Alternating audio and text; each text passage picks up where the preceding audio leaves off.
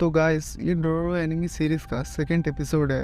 अगर आपने first episode नहीं देखा तो पहले वो देख लेना, वरना आपको स्टोरी समझ नहीं आएगी। इस एपिसोड के शुरुआत में हमें डोरोरो और उस लड़के को दिखाया जाता है जो कहीं जा रहे होते हैं। तब डोरोरो उससे पूछता है कि वो देख सकता है या नहीं, और कहता है कि बिना देखे कोई ऐसा कैसे फाइट कर सकता है जैसा उस लड़के ने उस डीमन से किया, और पूछता है कि ये मास्क जो उसने पहना हुआ था वो तो नकली है, पर उस वक्त उस मास्क के गिरने के बाद उसकी स्किन कैसे ग्रो हुई। और डोरोरो उससे पूछता है कि ये उसने कैसे किया, पर वो लड़का उसकी कोई सवाल का जवाब नहीं देता। उस लड़के को बहुत भूख लगी होती है और वो झाड़ियों से कुछ बेरी खाने लगता है, और फिर रिवर की तरफ जाकर अपनी ब्लेड से मछली पकड़ता है और मछली को कच्चा ही खाने वाला होता है। तभी डोरोरो उसे रोकता है और रिवर के साइड में आग लगाकर मछली को पकाता है, और शाम हो जाती है। डोरोरो उससे बहुत सवाल करता है, लेकिन उस लड़के को ना कुछ दिखाई देता है और ना कुछ सुनाई, पर उस लड़के को चीज़ों की सोल दिखती है। उस लड़के को सोल के कलर से डेंजर का पता चल जाता है, और इसके साथ साथ इस लड़के में सुपरवुमन स्ट्रेंथ और सुपरवुमन सेंस भी होता है। लड़का डोरोरो को अपने पास रहने देता है क्योंकि उसकी सोल में खतरा नहीं होता।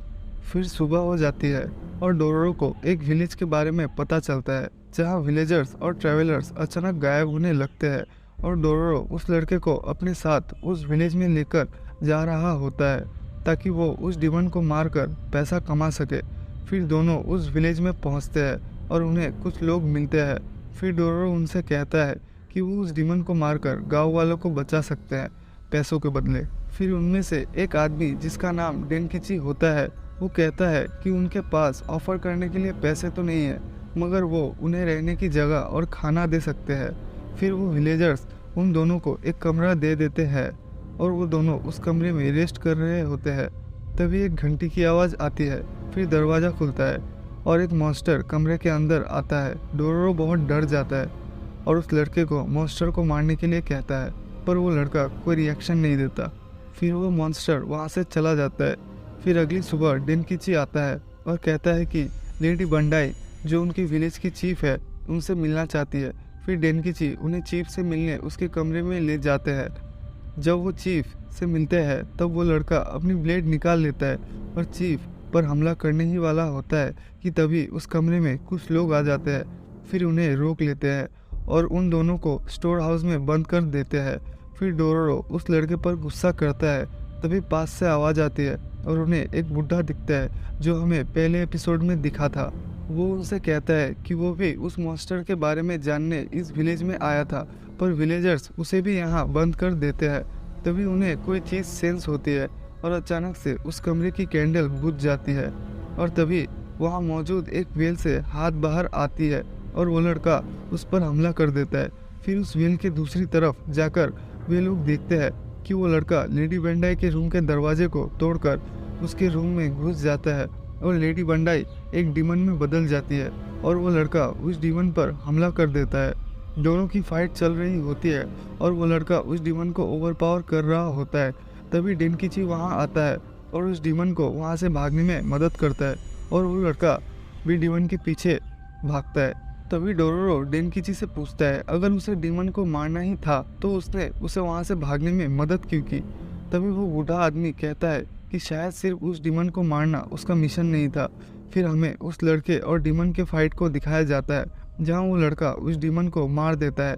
फिर हम उसी मॉन्स्टर को देखते हैं जो पिछली रात डोरोरो के कमरे में आया था। फिर वो मॉन्स्टर अचानक से गायब हो जाता है। फिर डोरोरो दौड़ते हुए उसकी तरफ जाता है और उसे मिट्टी के अंदर बहुत सारे पैसे मिलते हैं। फिर वो बूढ़ा कहता है कि ये उनके पैसे हैं जिनको डेनकिची ने उस डीमन को खिला दिया था। फिर डेनकिची कहता है कि उनके विलेज में पैसे कमाने की कोई सोर्स नहीं होती, और वो उनसे कहता है कि पैसा कमाने के लिए वे लोग ट्रैवलर्स को लेडी बंडाई का शिकार बना देते और उनसे उन्हें जो पैसे मिलते उन्हीं से उनके विलेज का गुजारा चलता। फिर कुछ देर बाद वो वहाँ से चले जाते हैं और डोरोरो उस लड़के के ऊपर गुस्सा करने के लिए माफ़ी मांगता है। फिर वो लड़का मिट्टी पर अपना नाम लिखता है। फिर डोरोरो उस प्रीस्ट को उसका लिखा हुआ फील करके उसका नाम कहने के लिए बोलता है क्योंकि डोरोरो को पढ़ना नहीं आता। फिर वो बूढ़ा आदमी मिट्टी पर लिखे हुए को फील करता है और कहता है कि इसका नाम याकिमारू है, और डोरोरो को आखिरकार उसका नाम पता चल जाता है। फिर उस बूढ़े आदमी को याद आता है कि ये वही बच्चा होता है जिसे उसने बहुत सालों पहले पानी में देखा था। और फिर सीन शिफ्ट होकर हॉलोफेल को दिखाता है, जहां हमें दिखता है कि एक और डिमन की स्टैचू टूट चुकी है और हमें दिखाया जाता है कि याकिमारू के बॉडी पर कुछ अजीब हो रहा होता है। फिर यह एपिसोड यहीं ख़त्म हो जाता है।